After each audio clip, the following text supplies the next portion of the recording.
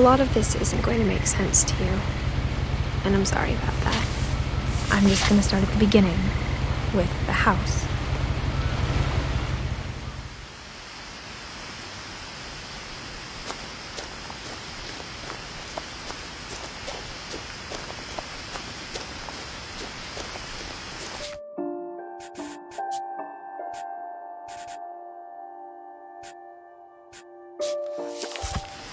I lived here until I was 11, but I wasn't allowed inside half the rooms.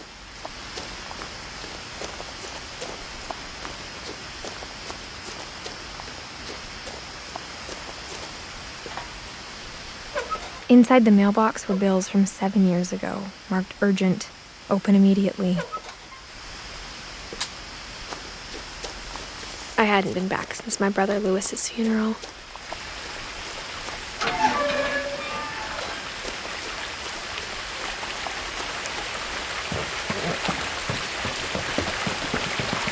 In her will, my mother left me a key, but didn't tell me what it unlocked. Maybe she thought I'd know, or she thought that the mystery would be enough to bring me back.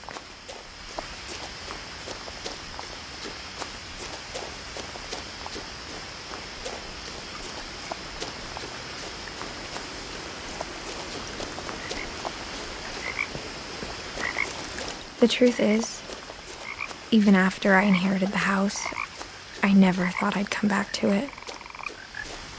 But now I had questions about my family that only the house knew the answers to.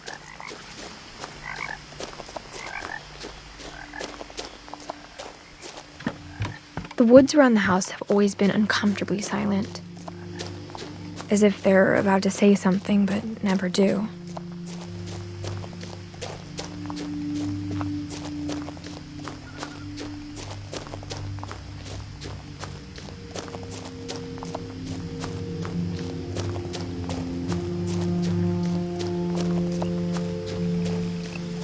The house was exactly like I remembered it, the way I'd been dreaming about it.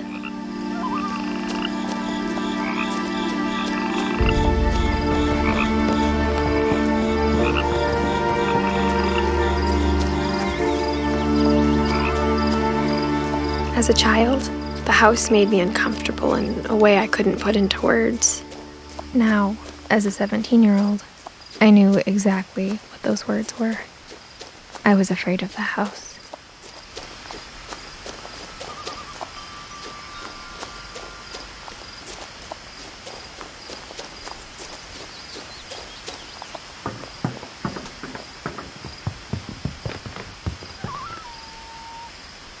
I hoped the key might unlock the front door. It didn't.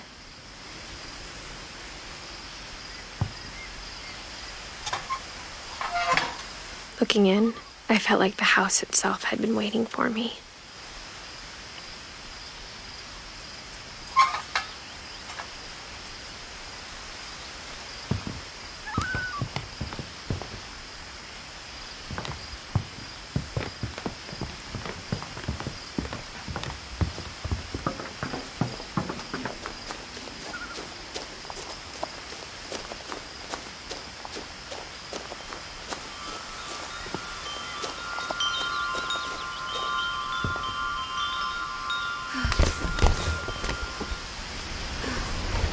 Crawling through the doggy door used to be a lot easier when I was 11.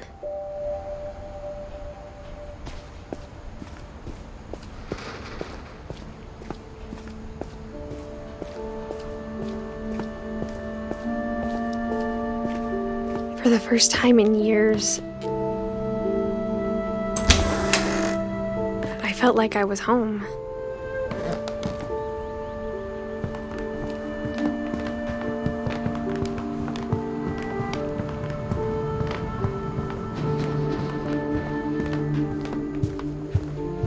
The table was still a wreck from the night we left. It was like a bomb had gone off, killing everyone but sparing the furniture.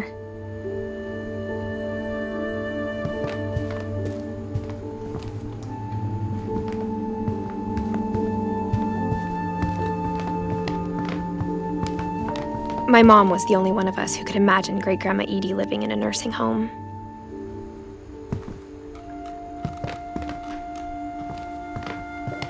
Nothing in the house looked abnormal. There was just too much of it, like a smile with too many teeth. Even the fireplace had a story. Edie told me the bricks came from the original house, after it sank.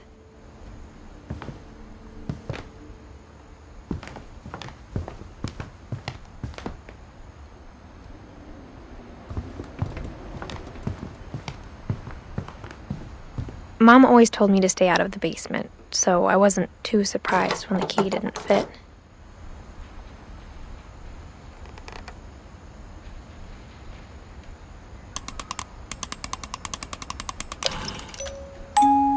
Great-Grandpa Sven built a music box for Barbara, along with the rest of the house.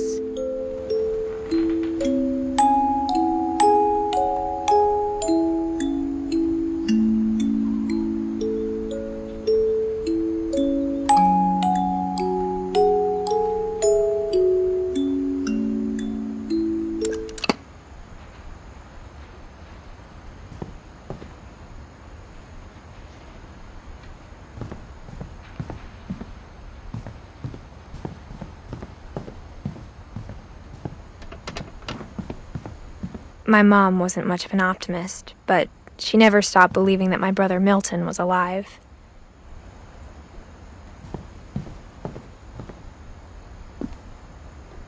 After Milton disappeared, Mom sealed up all the bedrooms. Then Edie retaliated and drilled peepholes.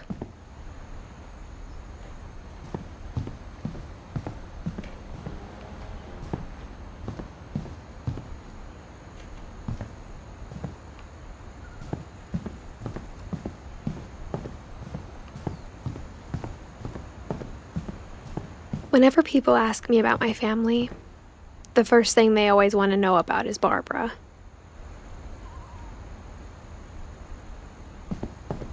Edie's father, Odin, built the original house.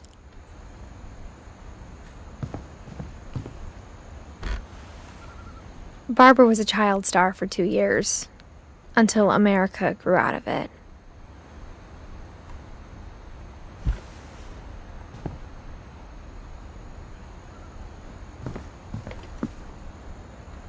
Mom must have locked the third-floor stairs on the night we left.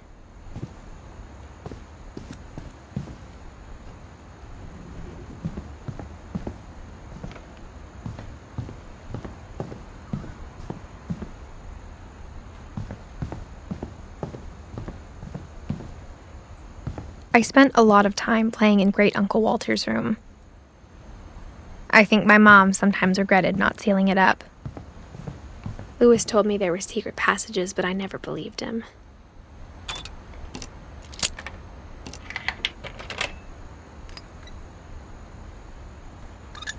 Turns out, my mom was really good at keeping secrets.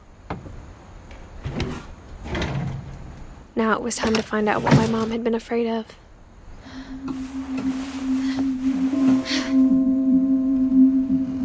From the paintings on the wall, it was clear my brother Milton had been here before me. Reading this, maybe it sounds like I had a plan, but I had no idea what was behind that door.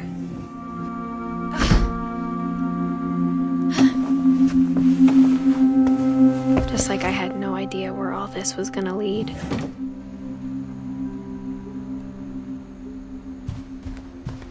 I grew up looking at Molly's room through the peephole. Molly's gerbil had a tiny bedroom with its own even tinier gerbil cage.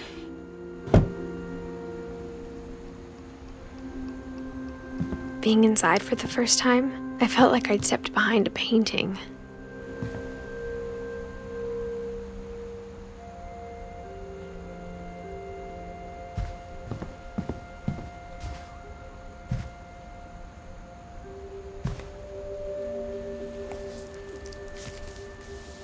December 13th, 1947. Dear Diary, I'll be gone soon, but I wanted to tell somebody about what's gonna happen. It started when Mom sent me to bed without dinner. I woke up and I was starving, so I looked around for something to eat. The gerbil food was dry, but I didn't mind it.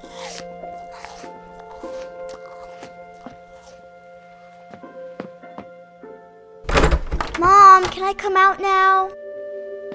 Sweetheart, it's late. Go to sleep.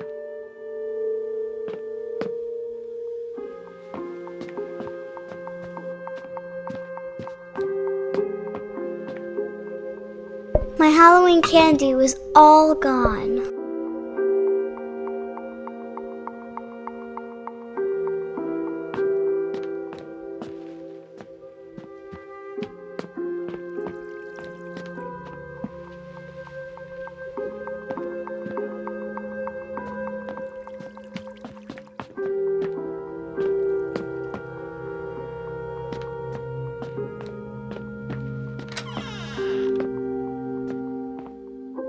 I kept eating and eating.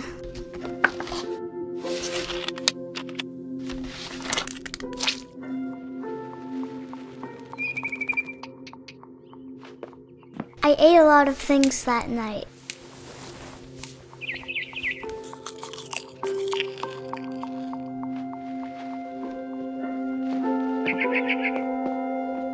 Then I heard chirping outside my window.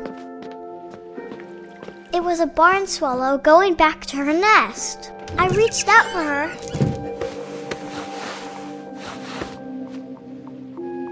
And suddenly, I was a cat.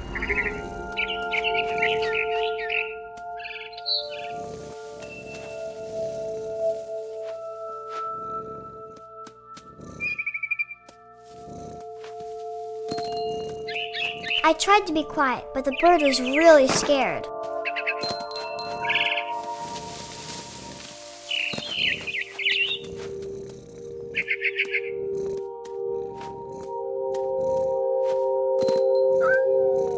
Mom and Dad didn't even look at me.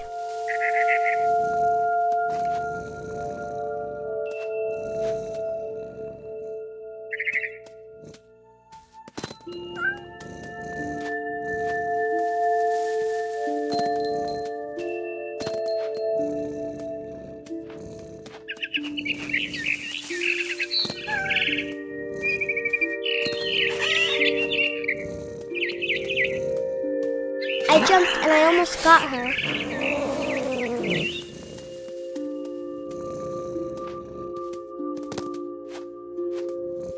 I could tell she was getting really tired.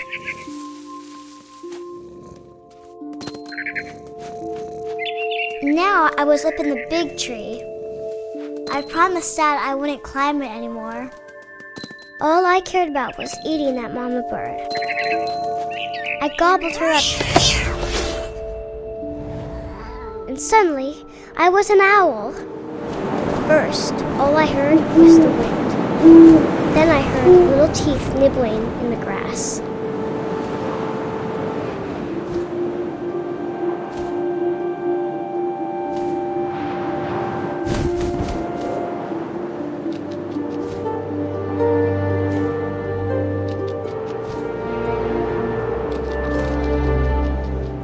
Rabbits.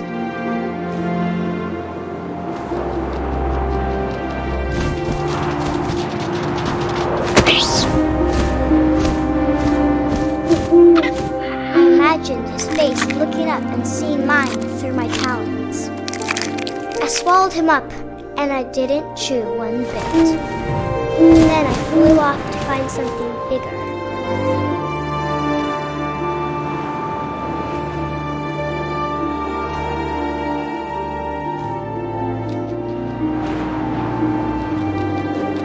A mama rabbit.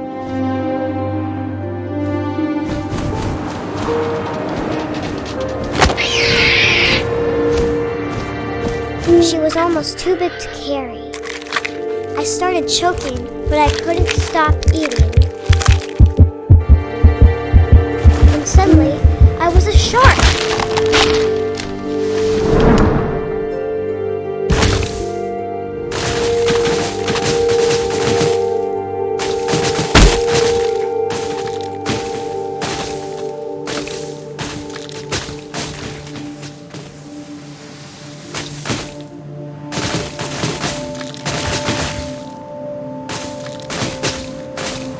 I rolled off a cliff and into the ocean. Now, was hungrier than ever.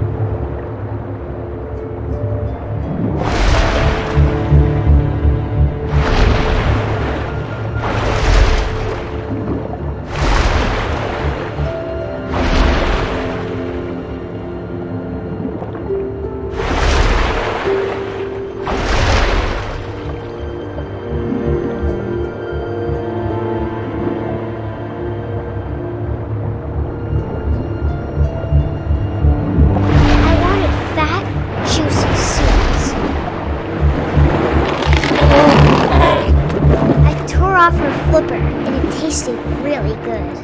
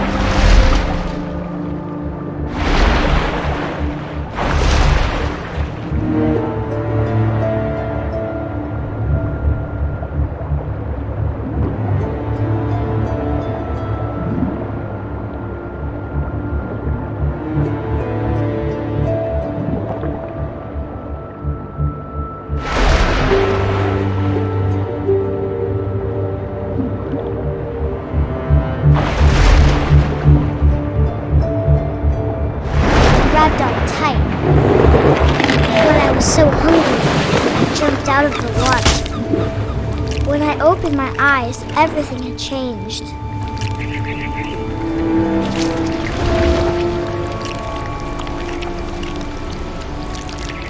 Now I was a monster, and I smelled people everywhere.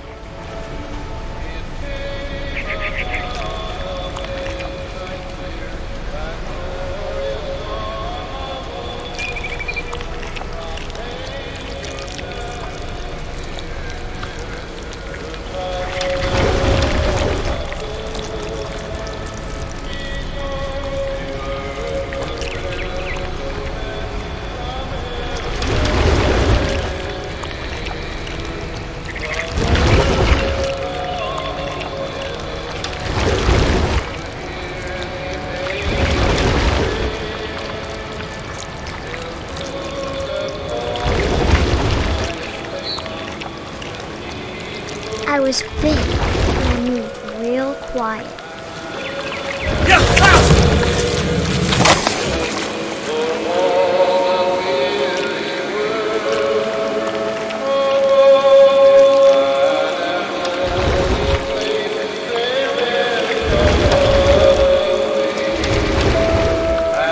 I wanted to stop, but also I didn't. Sailor was drunk, and sailor was drunk, and sailor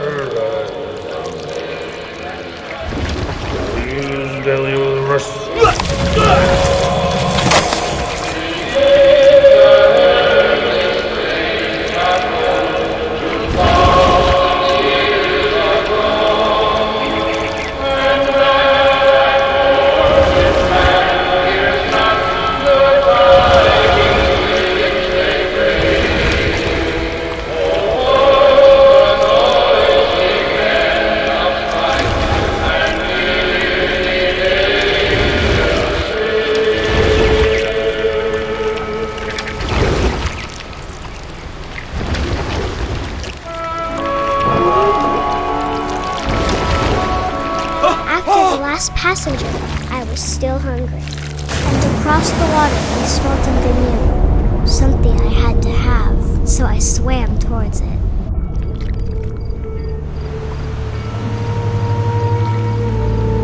I slithered onto the sand, and the good smell went into an old pipe.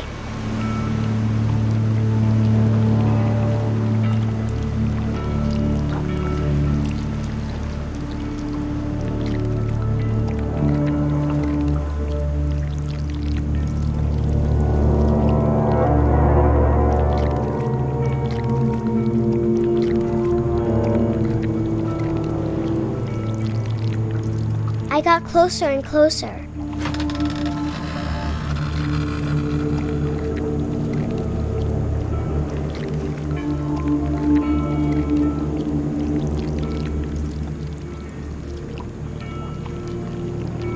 All my stomach started growling. And suddenly, I was me again. I held my breath for a long time, but I couldn't hear anything. I think it's waiting for me to fall asleep. But it's not going to wait much longer. It needs to feed, and we both know I will be delicious.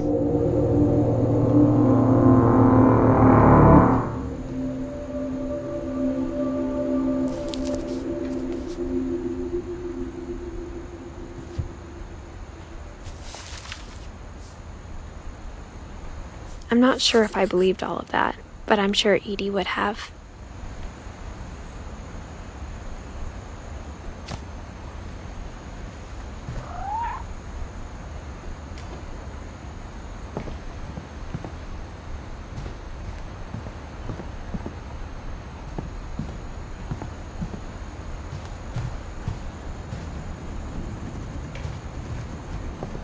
I can't describe it, but I felt like some part of Molly was still here.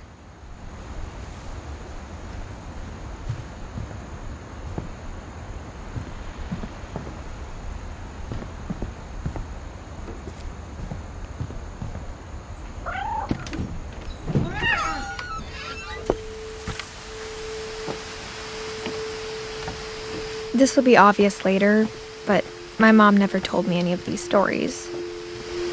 Edie would have, but Mom didn't like bringing up the past.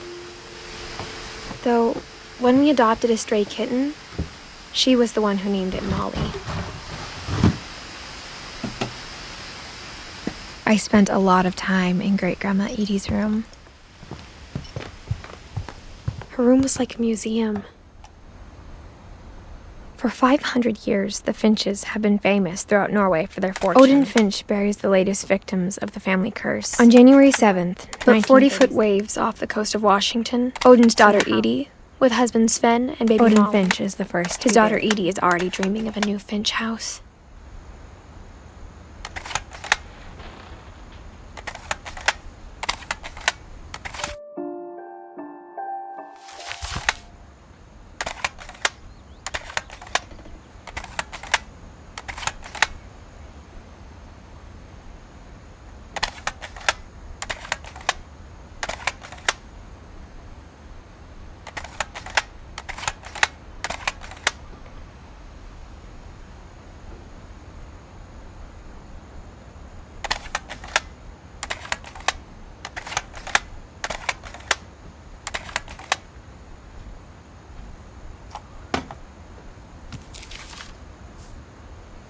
Whatever's wrong with this family, it goes back a long ways.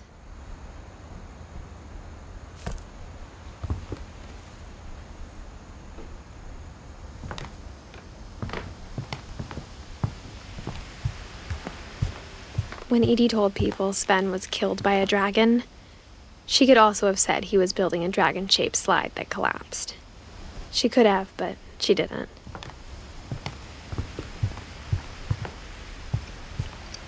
Edie gave a big interview about a mole man living under the Finch house.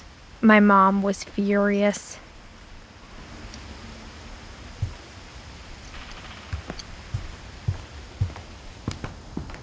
Even in her 90s, sometimes Edie seemed a lot younger than my mother.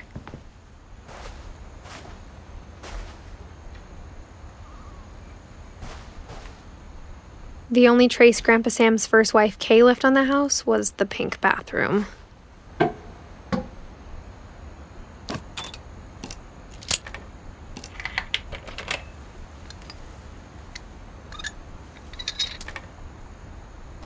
There's a secret in this bathroom. It's in the last place you would look. It isn't in the cupboard. It's hidden in this book.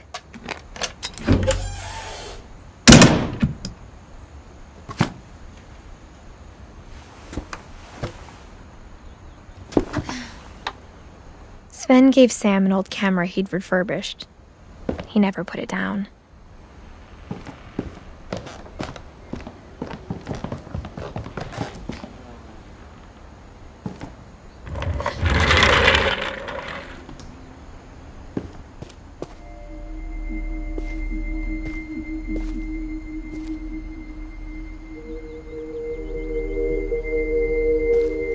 I knew Grandpa Sam had a twin, and that he never talked about him. I guess my grandpa didn't like history any more than my mom did.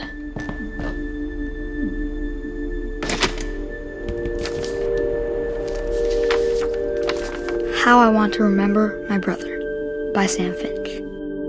The thing I remember is that when he made up his mind, that was it.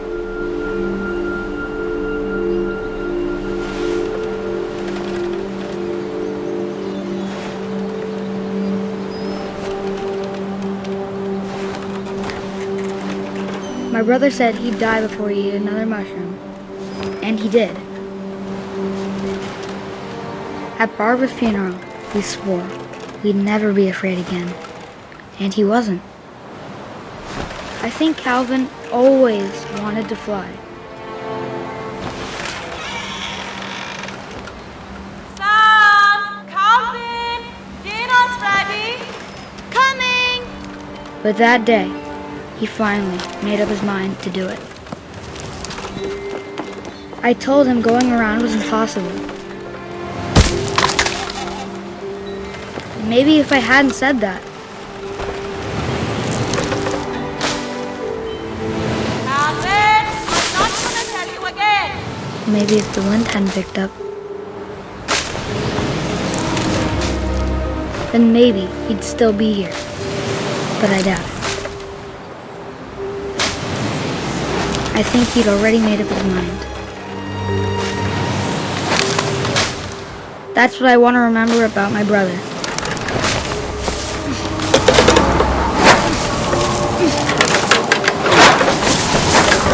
The day he made up his mind to fly. And he did.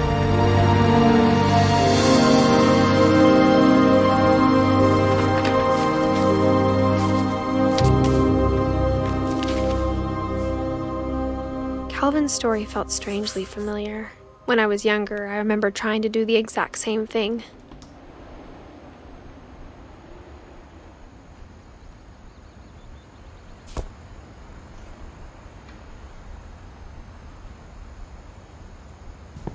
After the funeral, Edie roped off Calvin's half of the room.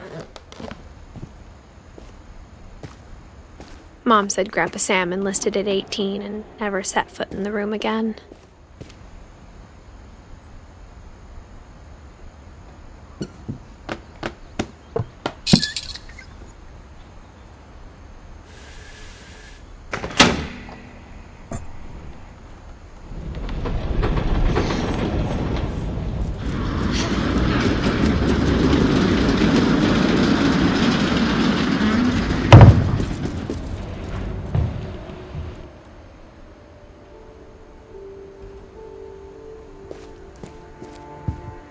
The passages were a pretty tight fit. They'd obviously been built for smaller hands and bellies.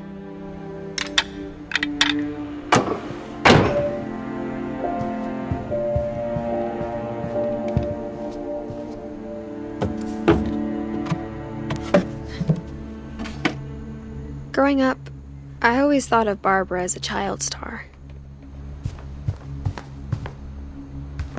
I never thought about how hard it must have been for her afterwards.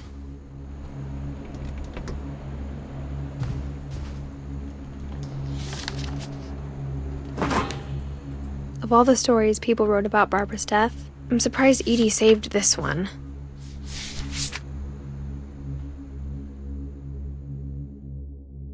Old Jack here with another ghastly tale inspired by America's most unfortunate family. I'm calling it The Surprise Ending of Barbara Finch. As a child star, Barbara was famous for her scream. Now at 16, she was all washed up. A has-been. But in a lucky break, she'd been asked to perform her signature scream at a local convention for monster movie fans. It was just the boost her career needed. Unfortunately, her scream hadn't aged well. Getting better. I think you just need the right motivation. Her biggest fan and current boyfriend, Rick, was about to demonstrate when... Now that was a great scream. It was Barbara's father, Sven. He'd slipped into a table saw and had to be rushed to the emergency room. So Barbara got stuck babysitting her youngest brother, Walter. Her convention comeback was cancelled. Okay, I'm hearing frustration, but I'm not hearing terror. What if I tried... A gang of hoodlums in Halloween masks have been terrorizing Orcas Island tonight. Police are urging residents to... That came from the basement. You're right! Also, I loved your delivery on that.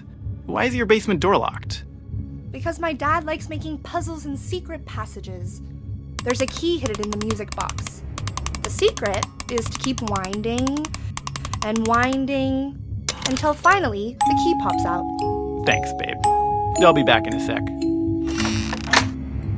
20 minutes later, Rick hadn't returned.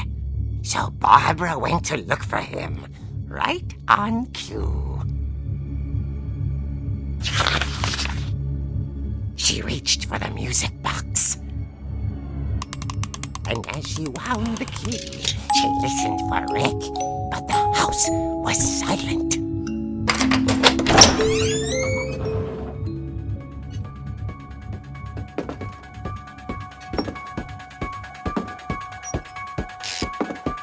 She found Rick's crutch and imagined the worst.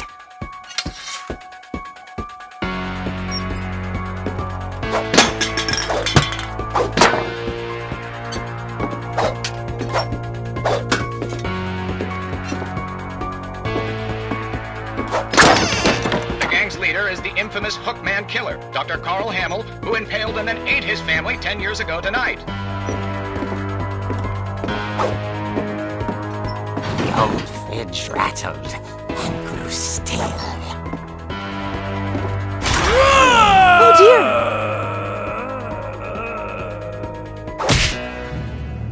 Oh! Rick? Barb, relax. I was just trying to scare you to help you find your scream. Well, I'm not scared, Rick. I'm furious. Then act furious. All I'm getting from you now is that you're hurt and confused and She threw him out, but she kept a little something to remember him by. Barb, have you seen my other crutch?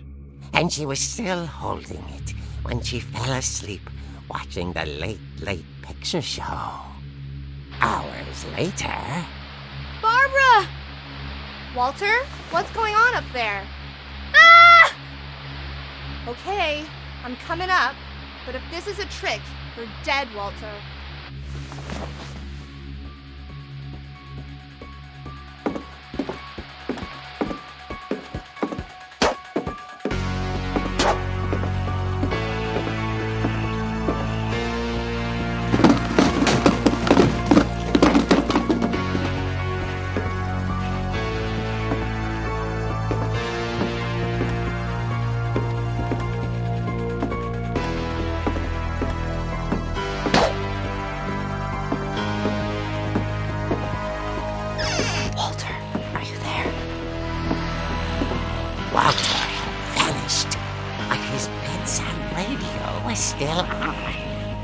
Island police describe the man as 6 feet tall, with a steel hook for a hand. Residents are urged to lock all doors and windows and notify the police of any suspicious activity. Barbara turned, saw the hook man, and was speechless. He was quite smashing. And he was. He couldn't get enough of Barbara. Okay, Barbara, there's gotta be another way out of here. That night, she played her part beautifully.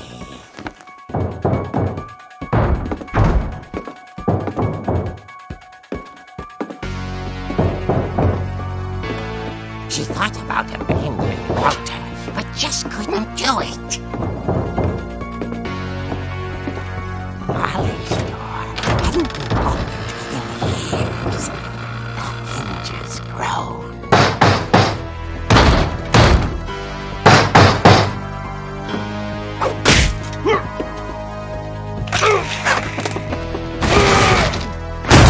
He wasn't moving, but she sensed the story might not be over yet.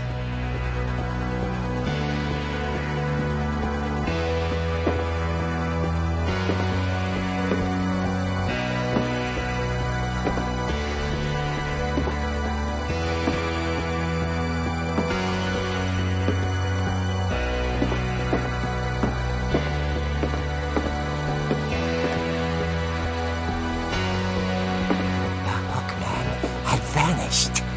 She listened for his breathing, but all she heard was...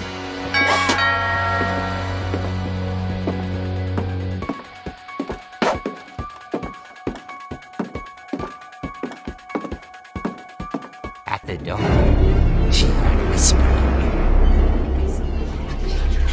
It was coming from inside the house.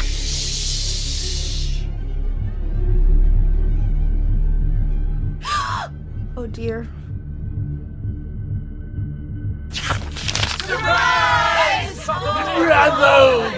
You were wonderful. The monsters had come to surprise her. For Barbara, it was a dream come true. Then she saw what kind of monsters they were, and she realized what was about to happen. She was going to be famous. And with her final breath, Barbara Finch gave the performance of her life.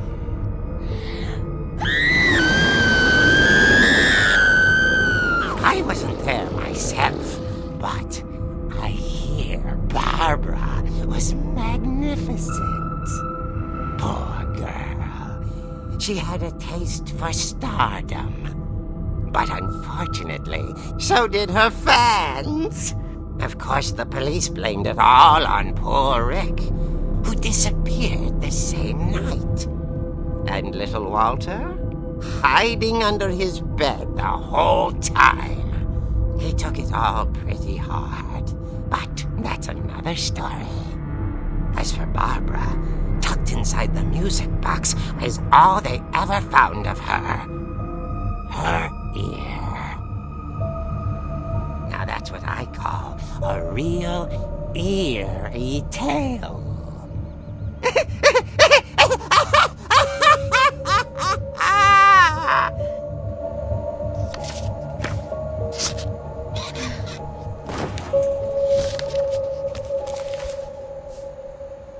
Edie told me all Barbara wanted was to be remembered, as absurd as that comic was. Maybe what Edie saw was a happy ending.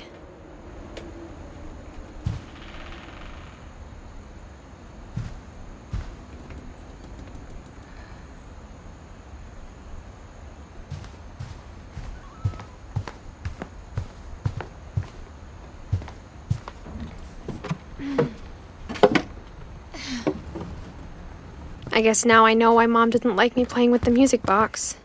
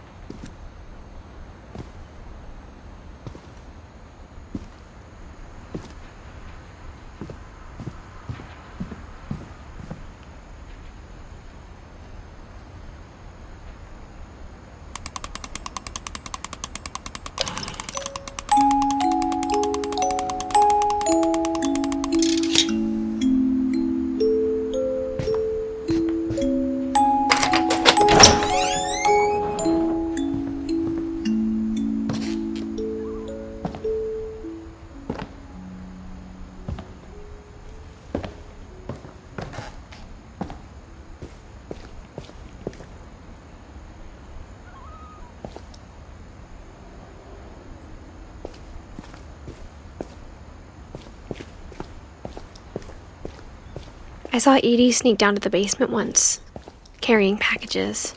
I thought maybe she was hiding presents.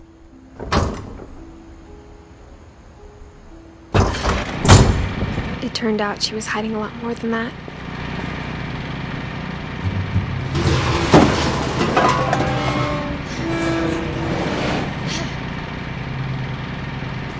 I remember asking Mom once about where Walter had gone. She said after Barbara died, he got as far away as he could. If there's a pattern in all these stories, I think it's that none of us has gotten very far.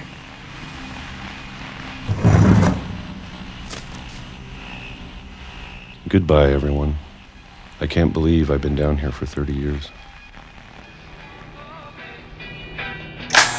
On that first day, after the shaking started, I didn't think I'd survive a week.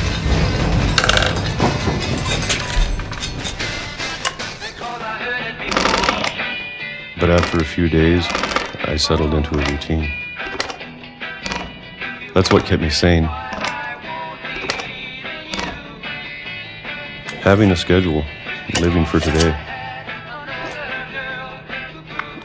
I always expected to be dead tomorrow. But if you wait long enough, you get used to anything.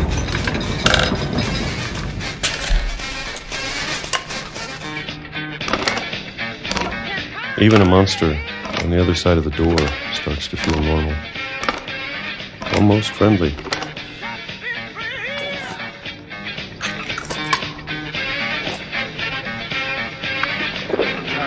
And then one day, everything just stopped. Whatever that thing was, it was gone. Maybe it got tired of waiting. Or maybe I just got tired of being afraid.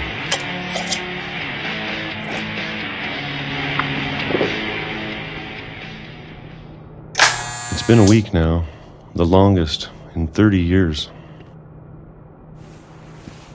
I'm done waiting. I have to leave while I still can.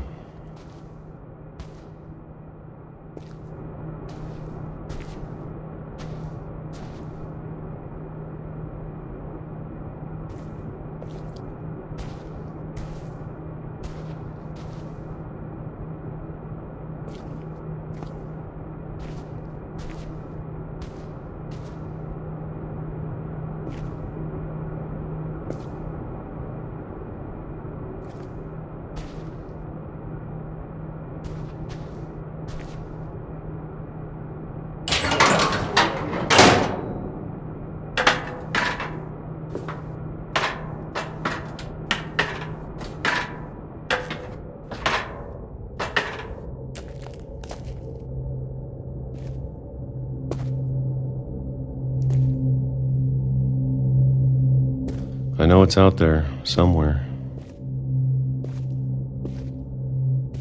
Whatever killed Barbara and Molly and Calvin.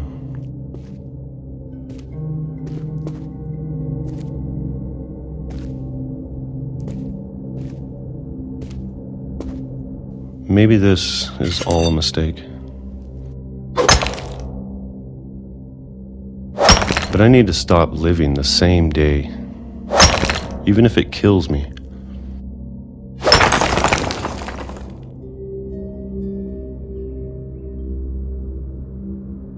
Whatever's out there, I want you to know I'm ready for it. I'm going to appreciate all of it, especially the food. I don't mind if I only have a year left. Or a month, or a single week. I'd be happy with one new day. I can already imagine the sun on my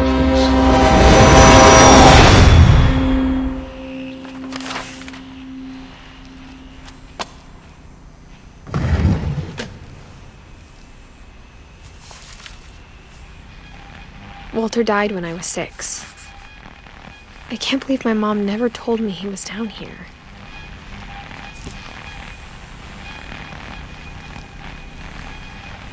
I'm sure my mom was trying to protect me.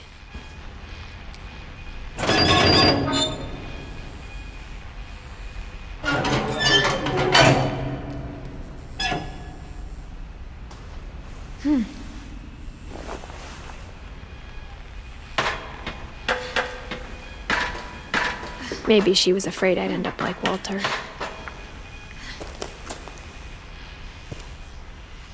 But if she never told me about an uncle under the house, I can only imagine what else she was hiding. I don't want to make the same mistakes she made, trying to bury something that's still alive.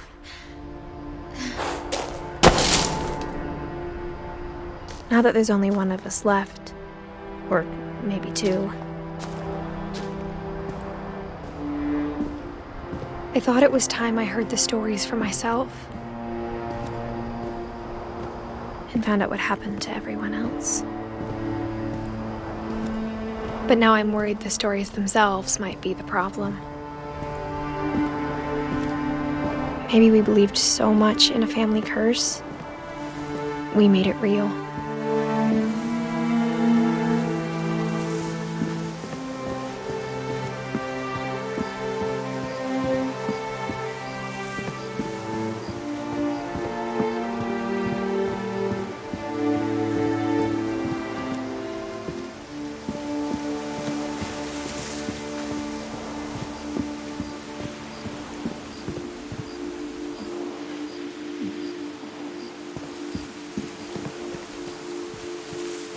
I don't know if I should even be writing this.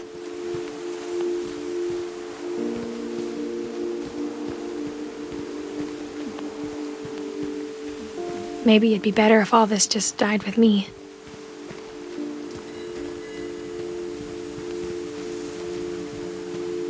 But I thought you should know about your family.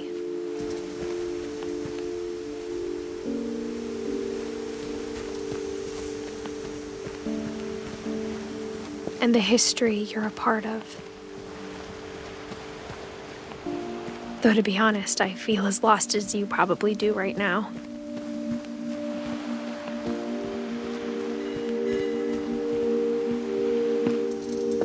I think the people in these stories believed them, for what that's worth.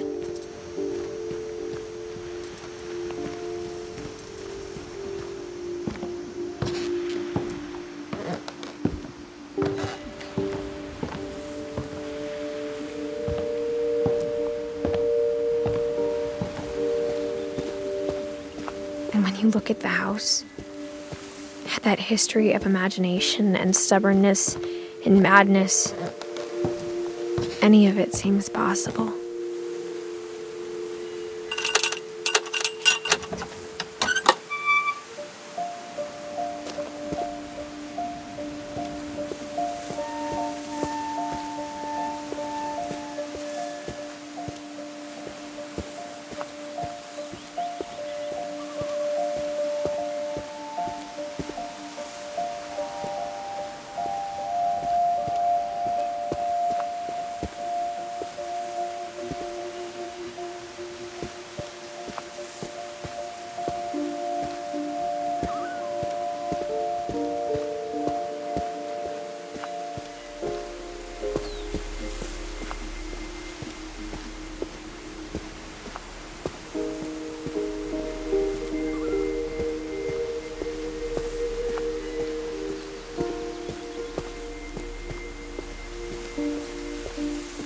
I think we've been surrounded by death for so long, we've just gotten used to it.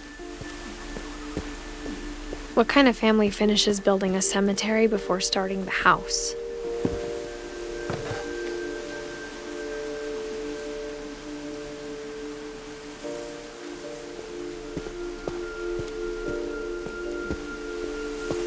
It's embarrassing for me to admit this, but the pet cemetery made me more uncomfortable than the human one. 3 of the gerbils are mine, and 2 had been my fault.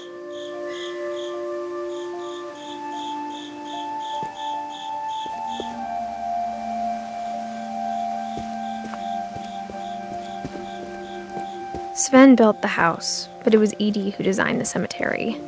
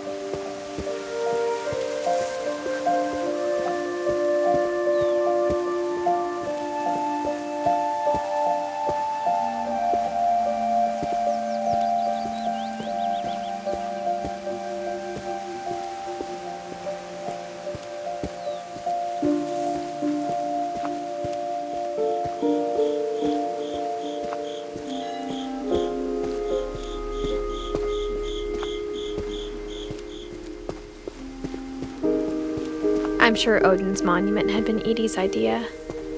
My mom was always trying to move on, but for Edie, the past never went away.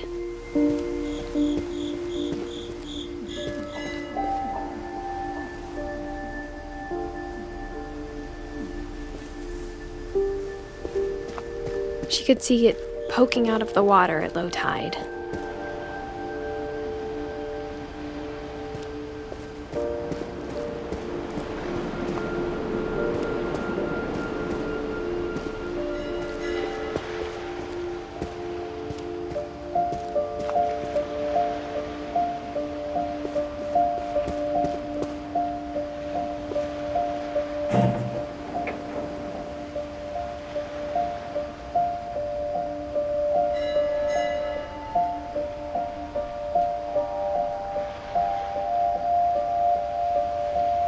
Edie said she dreamed about the old house every night.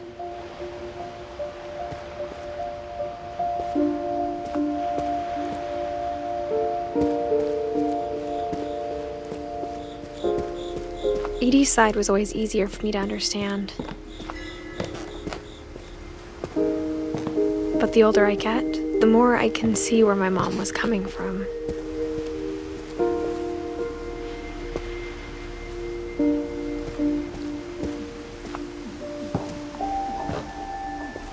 She lost 2 of her brothers, just like I did. I get why she tried so hard to protect us. There's so many things I wish I could ask my mom now. Part of me thinks this is what she wanted all along. For me to come back someday and find everything out for myself.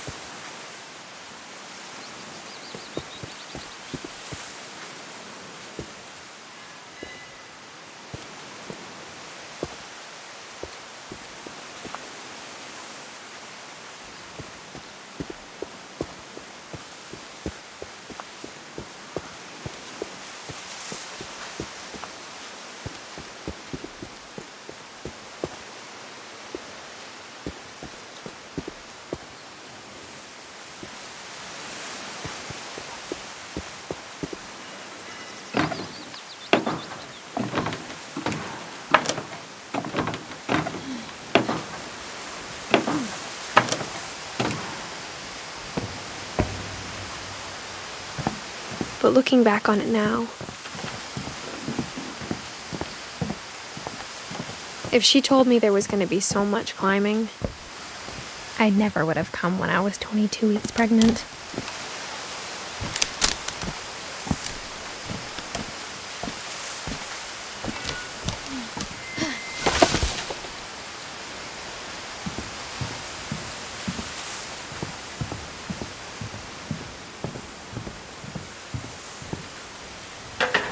I never met Grandpa Sam, but I think he and my mom had a lot in common.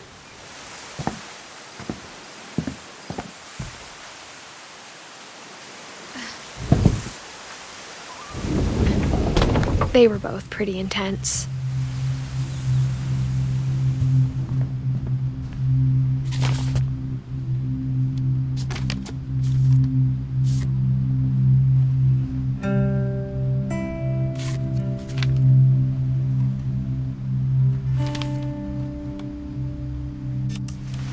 Dawn, I promise, you'll never forget this weekend. Yes, sir. These memories are gonna last a lifetime. Am I gonna have to shoot anything? It's a hunting trip, Dawn. Shooting is strongly encouraged.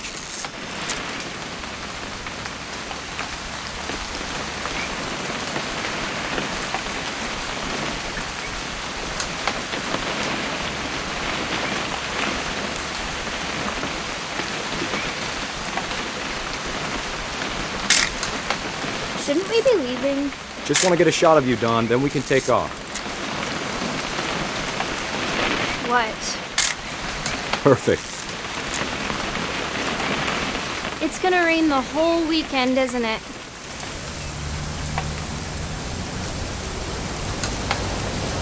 I will never forget this weekend. Okay, got it.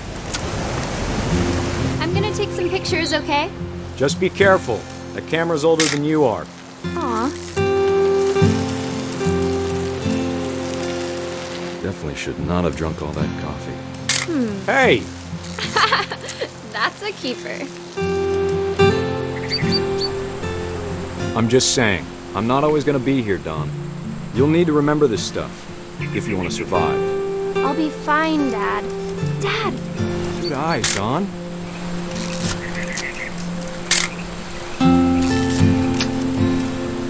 Before you take the shot, let me get a picture of you.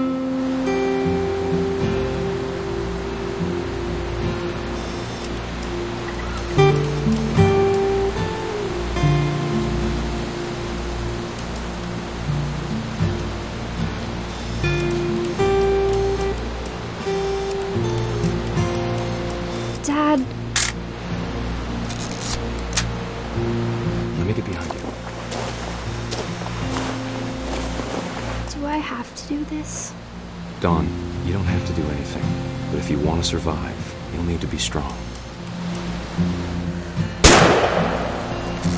Great shot, Dawn!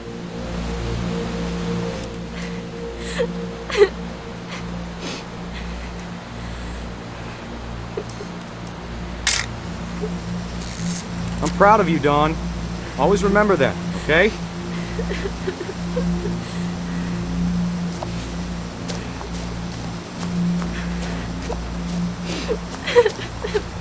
Sorry, Dawn. Just gotta reset the timer.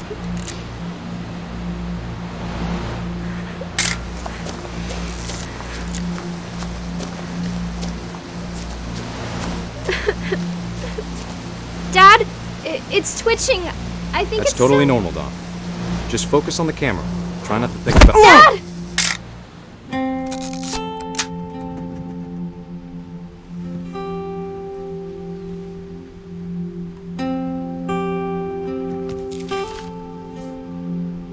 Of all these stories, that's the one I wish most that my mom had told me.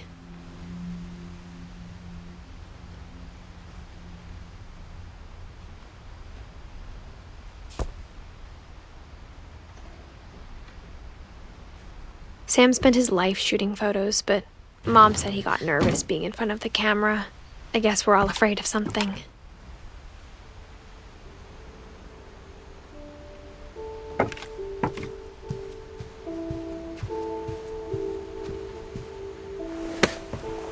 After Sam died, my mom and Edie got really close.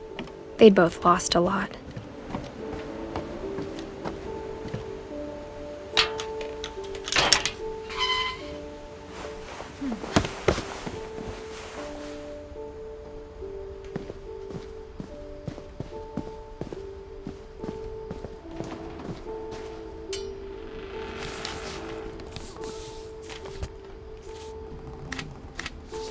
Dear Kay, do you remember the way Gregory used to laugh when he thought he was alone?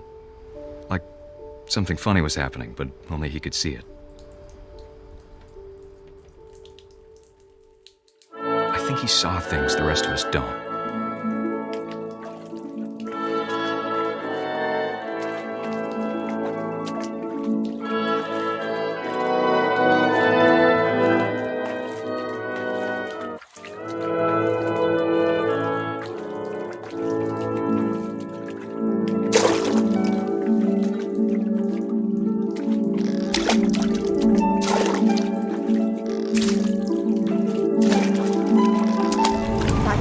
Gregory, it's time to... Hold on, sweetie. Hello? Sam, I told you I don't want to talk right now.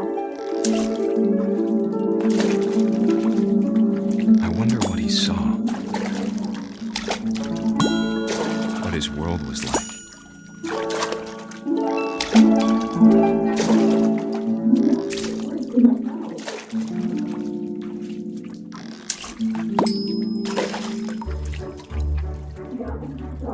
He reminded me so much of Calvin.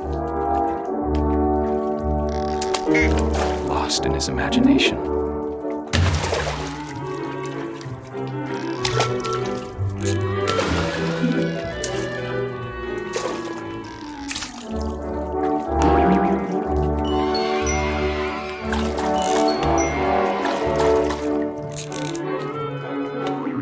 I know how silly it sounds.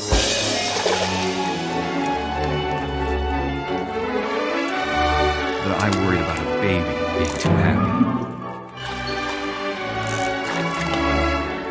But I could feel him slipping away. Sorry about that, Gregory. I know you did everything you could. Maybe if I hadn't called that night. Damn it. I wish he could have told us. About the world he saw.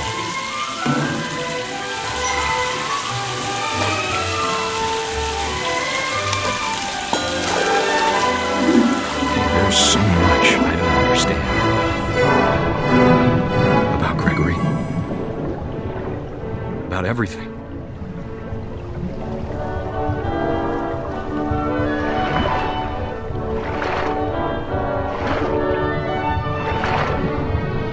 I know what happened wasn't your fault.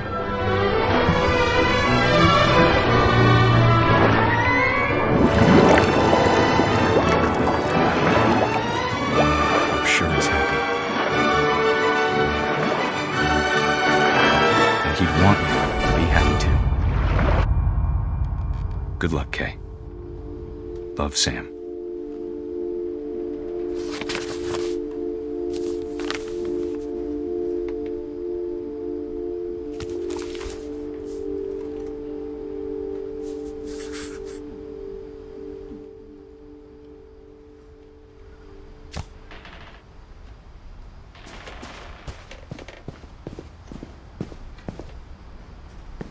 I can't imagine my mom ever writing poetry, and yet...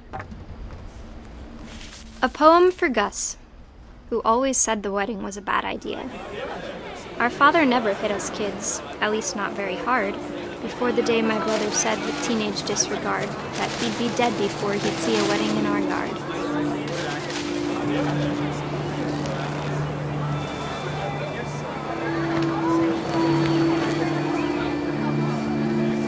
My father made him come, of course, but Gus stood far apart, just flew his kite and bottled up the storm inside his heart.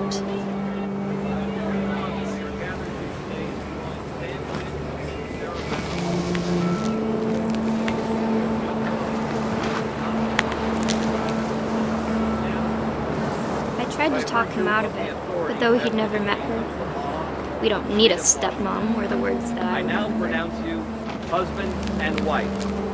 You may kiss the bride.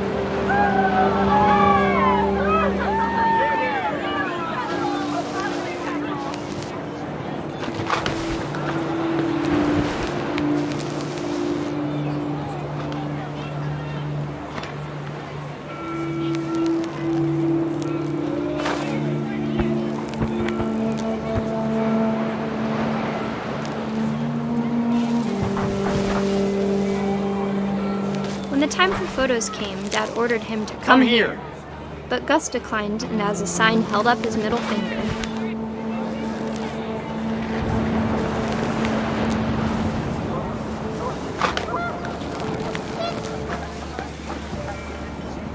The wind picked up, and panicked geese appeared and quickly went. But all the humans did that day was go inside the tent.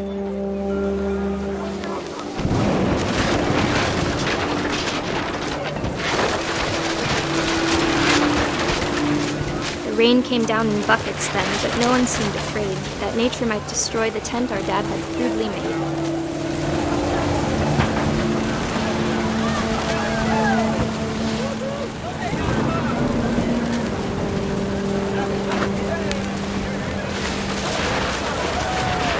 The thunder sounded much too close and full of angry power. But all my father said to this was, "Make the music louder."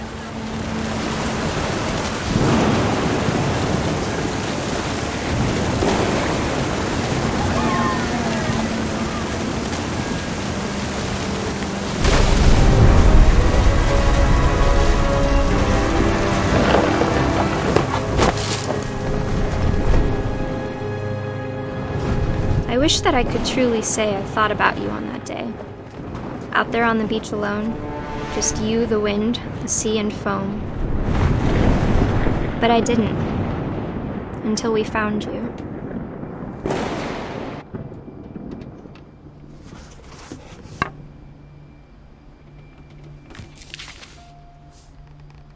She never talked about him, but Mom told me once if I was a boy, they were going to name me Gus.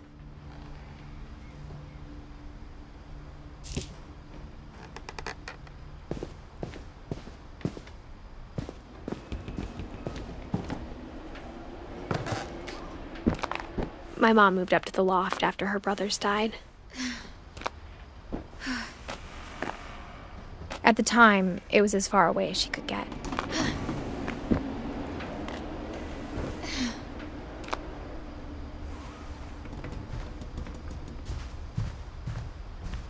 She spent a summer building houses in Calcutta, where she met my dad, Sanjay.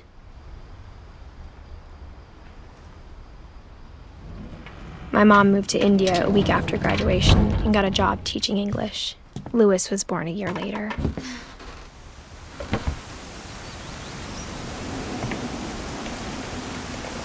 When my dad died, I don't think Mom knew where else to go. I'm sure Edie was happy to have her back. The house had to get a little bigger, but Edie was used to that. And for a while, things were good. Almost normal, but it didn't last.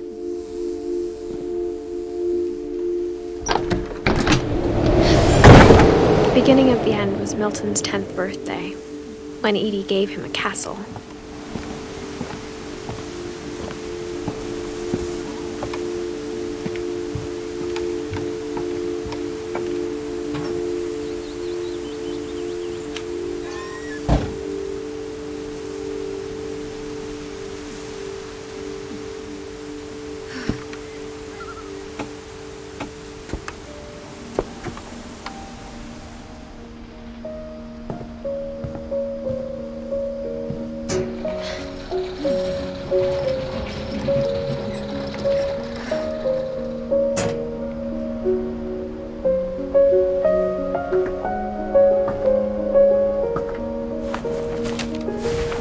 Milton Finch in The Magic Paintbrush.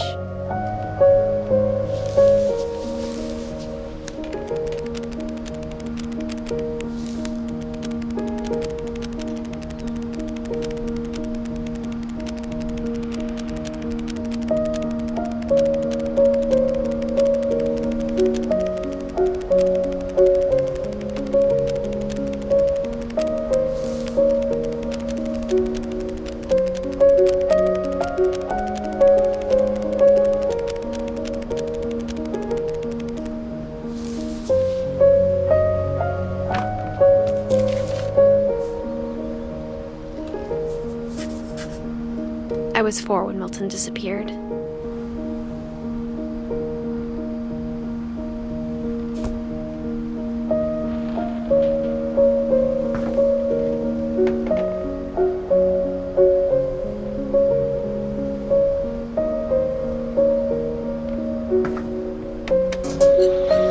Mom spent months searching for my brother. Then she sealed the doors.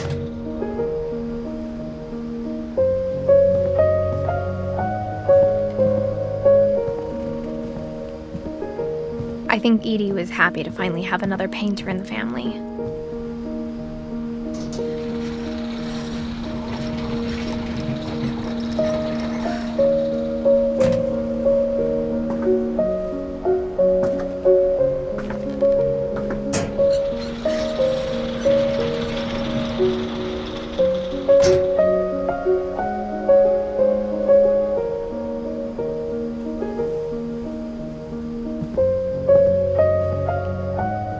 Whatever Milton had found in the house, Mom didn't want it getting out.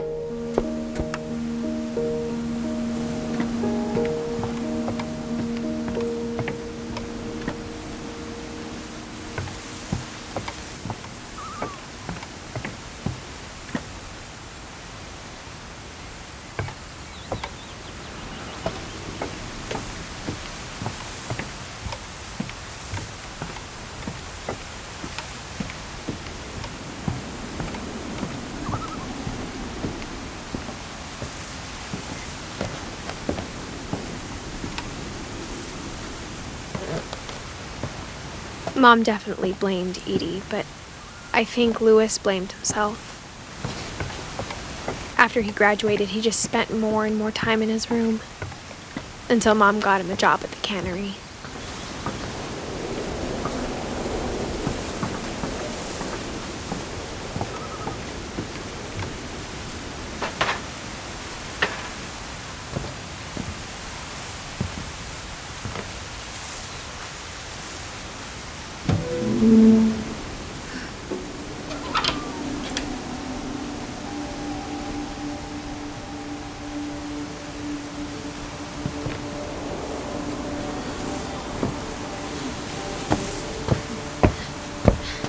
Louis's room smelled very, very familiar. That part of him lived on.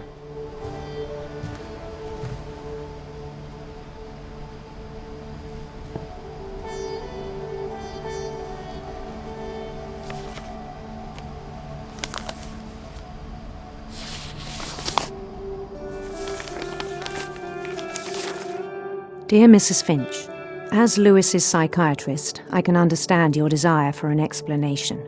As I see it, the trouble began in January, shortly after we convinced your son to seek treatment for substance abuse.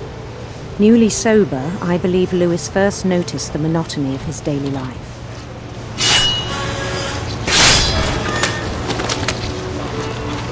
He kept working at the cannery, but he withdrew part of himself.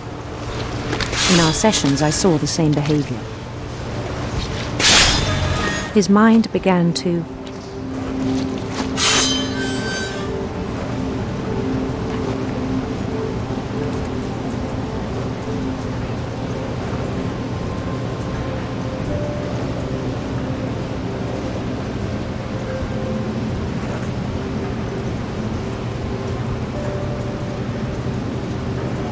wander.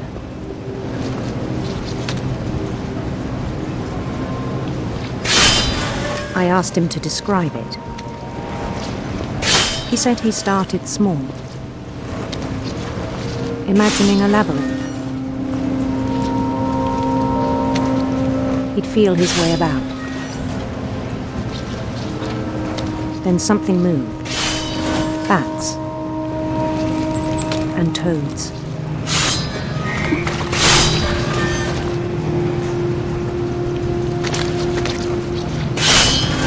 And things that have not names.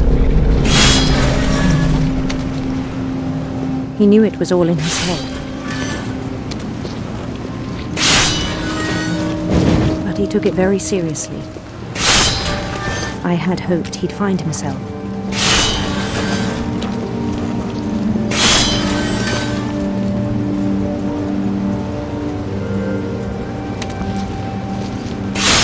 But he found something more.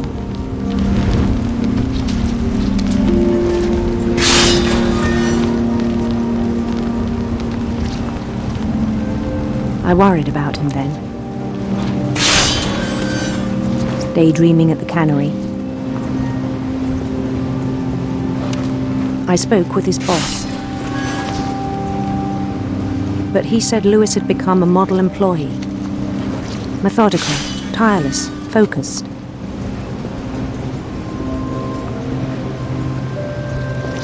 Like a whole new Lewis. So I let him go on.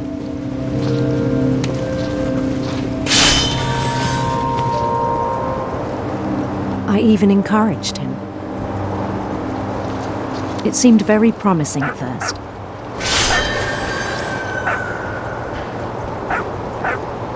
He told me he'd made a new friend.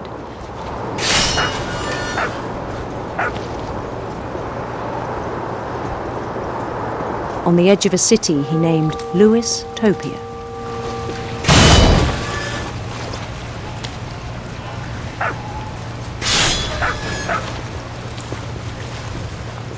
He built the city up slowly, brick by brick.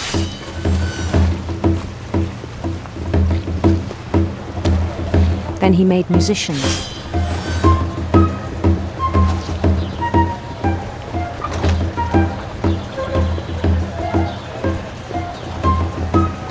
And songs for them to play. He talked about starting a band. And he was always humming something. Every day his imagination grew stronger.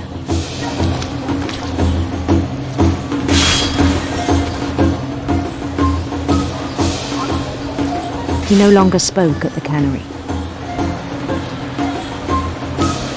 But his chopping was as reliable as ever. Then one day it struck him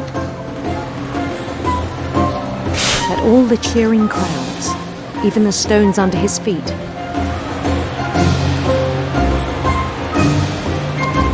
were all in his imagination, so he could do whatever he wished.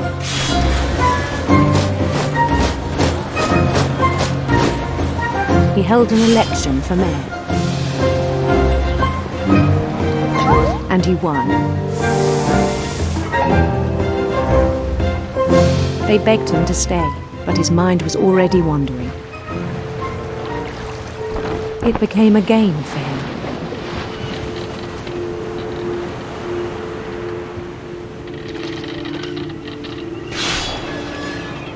He'd conquer a city, then immediately push on.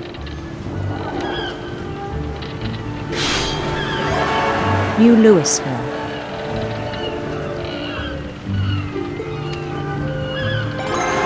St. Louis.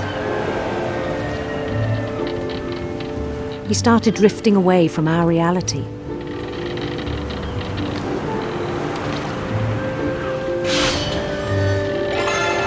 Minneapolis. Until one day he forgot to go home from the cannery. Even as his mother pleaded with him, part of Lewis kept sailing on.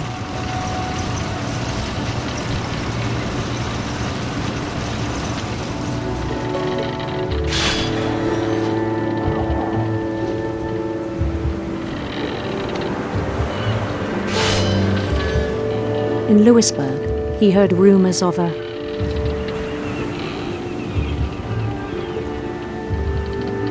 handsome queen.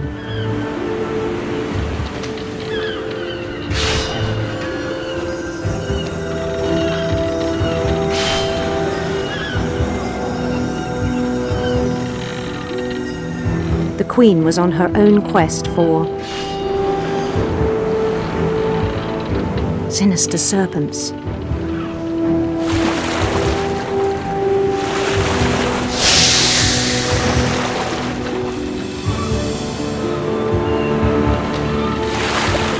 He followed the sound of her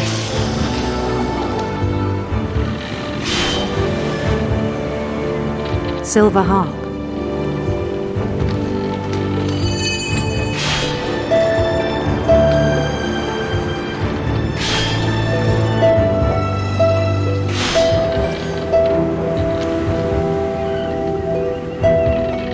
His chase led him to a golden palace east of the sun and west of the moon. Even then, his logic remained sound.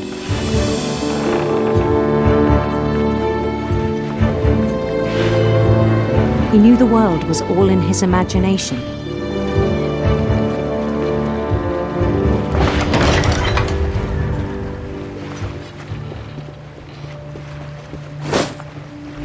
But he was so proud of having created it.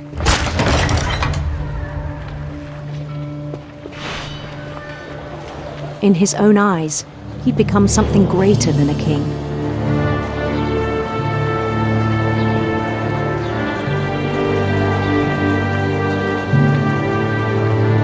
For someone who'd never known success in the real world, I think it was overwhelming.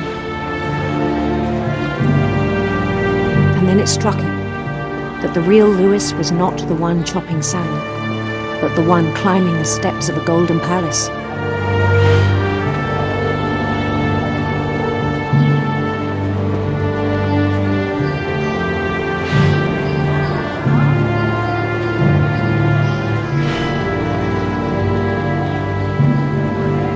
My imagination is as real as my body, he told me.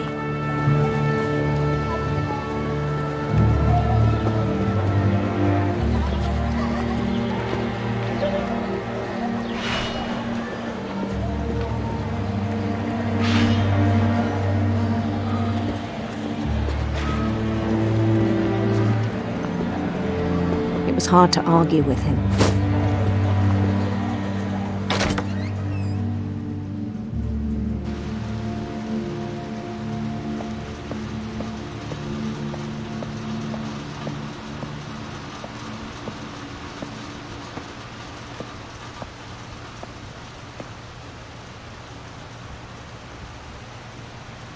He began to forget the world we know.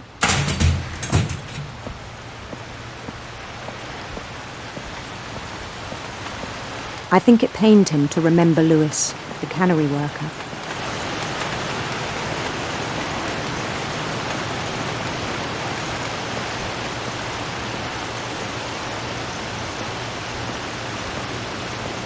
He began to despise the man with a royal contempt.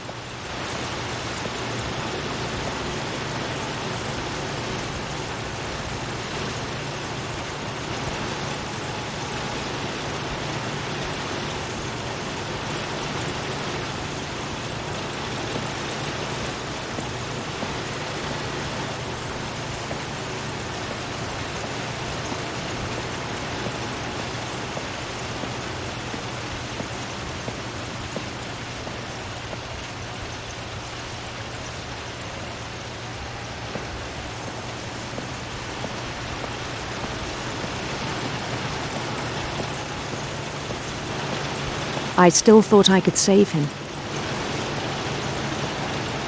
Even after he said he was being crowned king over all the lands of wonder. The palace would be packed with his companions.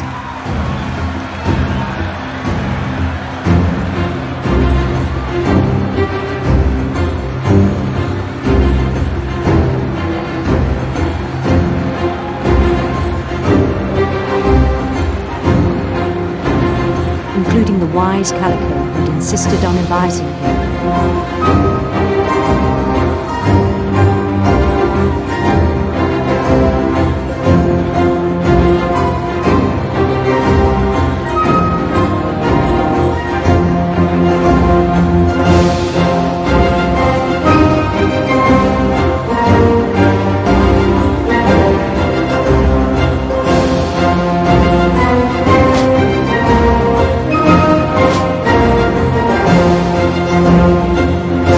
Queen waited, holding his crown.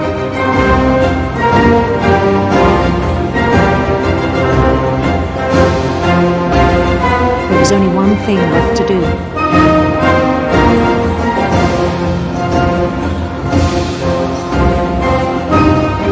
Bend down his head.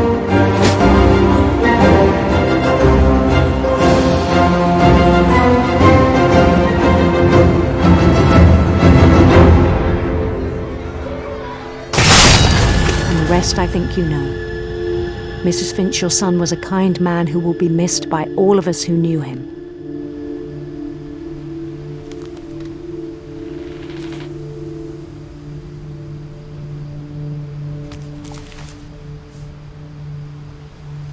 My brother was really cool. I wish you could have met him.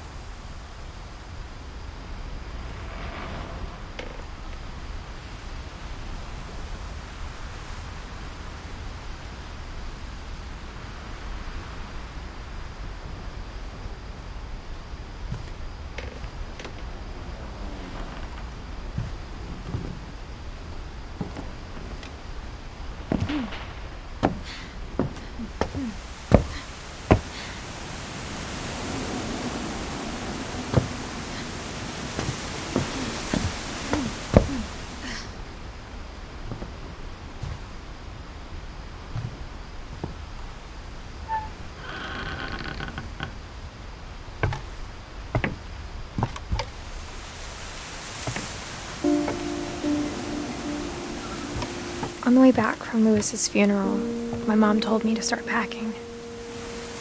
She waited until the day before we left to tell Edie. I'm not sure if she wanted to make it easier or harder.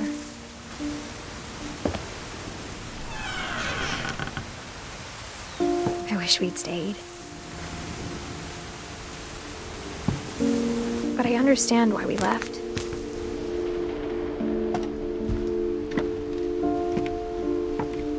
What happened that night had been coming for a long time. Maybe it should have come sooner.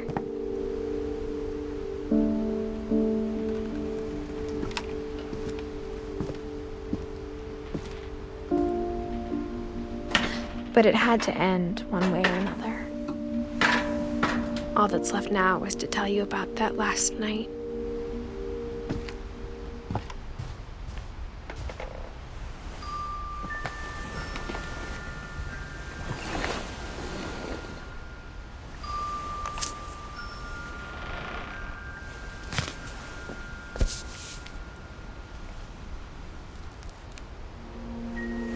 That whole last day, Edie just watched us pack and didn't say a word. Until supper, when she raised her glass and said, "To our final night together, and all our final nights apart." Grandma, you know what I said about alcohol. Some of your medications are very Edith, specific. I left a present for you in the hallway. Why don't you go open it? The grown-ups have to argue now. I'm sorry, you're right. We're all leaving tomorrow. Let's just enjoy our last... I'm not leaving. Edith, you're excused.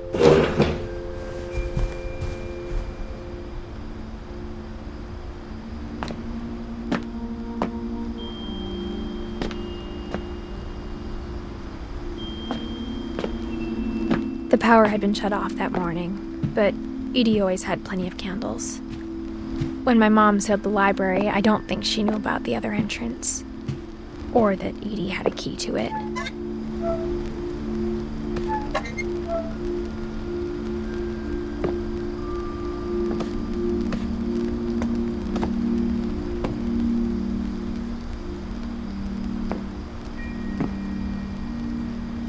That thing you're afraid of isn't going to end when you leave the house. Edith has a right to know these stories. My children are dead because of your stories. I think it's best if Edith and I leave tonight. We'll have the nursing home send a van for you in the morning, okay? Dear Edith, there's so many stories I wish I could tell you, but there's only time for one. This is about what happened on the night you were born. That night, the tide went way, way out. It was the first and last time I ever saw the old house aground. There'd been an earthquake out in the middle of the ocean. They called it the lowest tide in 1,000 years.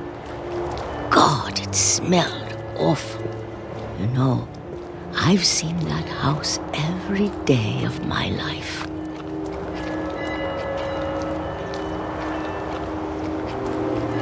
But I never thought I'd go back to it. When the fog rolled in, I lost my way.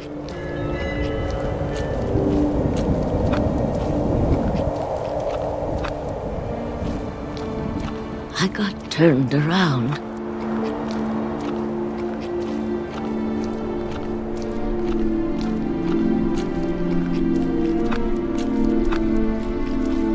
For a while, I wandered.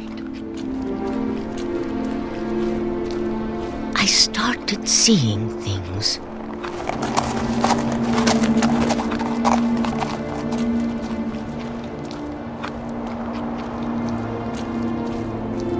Things I'd forgotten had ever existed.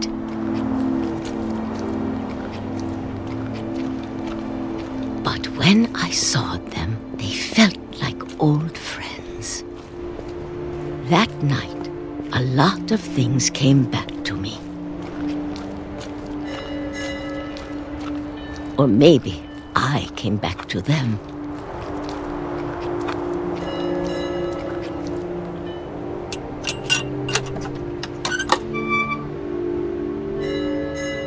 Things I can't explain, but that I need you to try and... Edith, what are you doing in here? It's mine. Edith! Mom, you're gonna rip it! Let go! I kicked and screamed, but Mom dragged me to the car. I never saw Great-Grandma Edie again. The next morning, the band came to pick her up, but she was already gone. After that, we moved around a lot.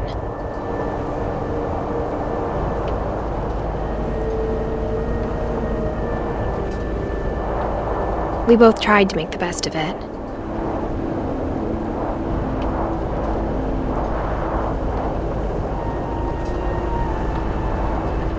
A few years went by.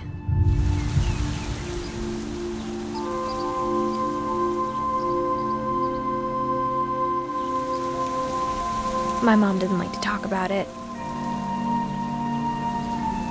but she started getting sick a lot. The rest happened pretty quickly.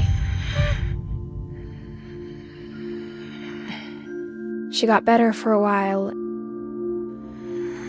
and then she didn't. And then I was alone.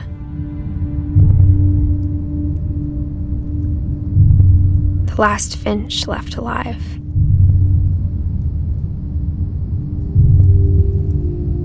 Until I found out about you. I'm still not sure what to tell you about all this.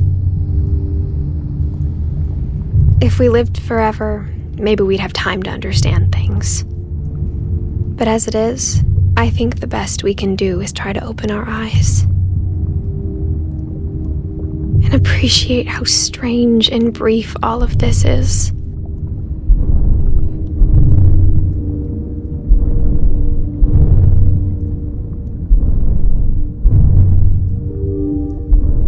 This journal was supposed to be for you.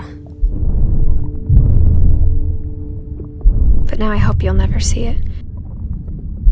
I just want to meet you and tell you all these stories myself. But I guess if you're reading this now, things didn't work out that way.